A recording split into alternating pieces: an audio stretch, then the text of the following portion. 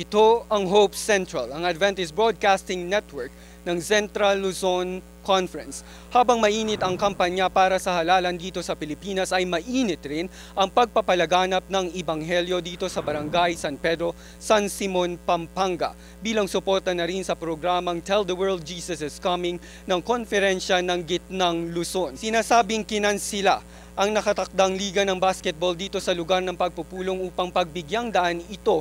Bunga na rin ang pagpapasya ng may-ari ng lugar na si Emilio Pangan, isang kaibigang Katoliko. Ngayong gabi, ika-21 ng Marso ay ibinahagi ng tagapagsalita na si Pastor Rene Montoya, ang area chairman ng Pampanga at Tarlac, ang mensahe tungkol sa Sabado bilang totoong araw ng pangilin. Itong araw, ito po ang Sabado, ito po ang Sabat. Pangingilin po ng Sabat bilang pagpuri sa ating pong Panginoon.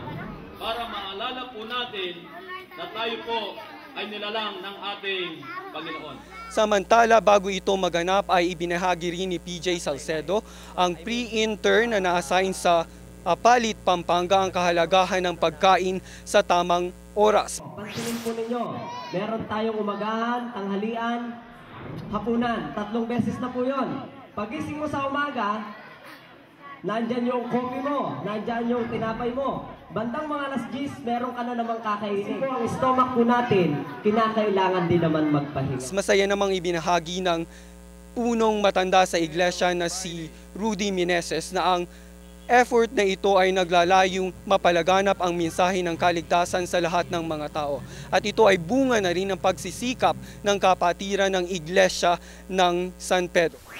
Ang pangunahing layunin po namin sa pangangaral na ito ay upang ibahagi sa aming mga kabarangay ang mensahe ng ating Panginoon na pagliligtas sa mga tao na nasa kadiliman pa. At naisasagawa po namin ang bagay na ito sa pamagitan ng tulong-tulong ng mga kapatiran dito sa San Pedro. Sa gitna ng pagpupulong ay nagkaroon tayo ng pagkakataong makapanayam sina Fortunato Esguera at Mary Ann Malonzo, na pawang nagsasabing marami silang natututunan sa mga pagpupulong. Sa katunayan, si Mary Ann ay desidido ng maging bahagi ng Iglesia Adventista. Para ako nakipagpupulong, para mayroon kong malalaman na sa salitang magaganda sa utos ng ating Panginoon Diyos. Meron tayong matutunan sa pagsasalita ng isang taong, isang pastor na nagpapaliwanag sa kautusan ng ating Panginoon Diyos. Marami pong na open sa akin na hindi ko pa po alam before. Tas yung friendship, tas lahat, yung pakikitungo ng mga member tsaka po ng elders. Ang mga pagpupulong na ito ay magaganap mula Marso 14 hanggang 26.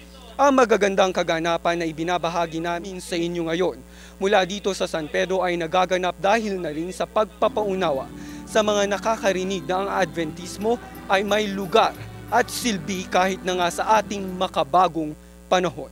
Ako po si Armon Perez Tolentino, nag-uulat mula Pampanga para sa Hope Central CLC.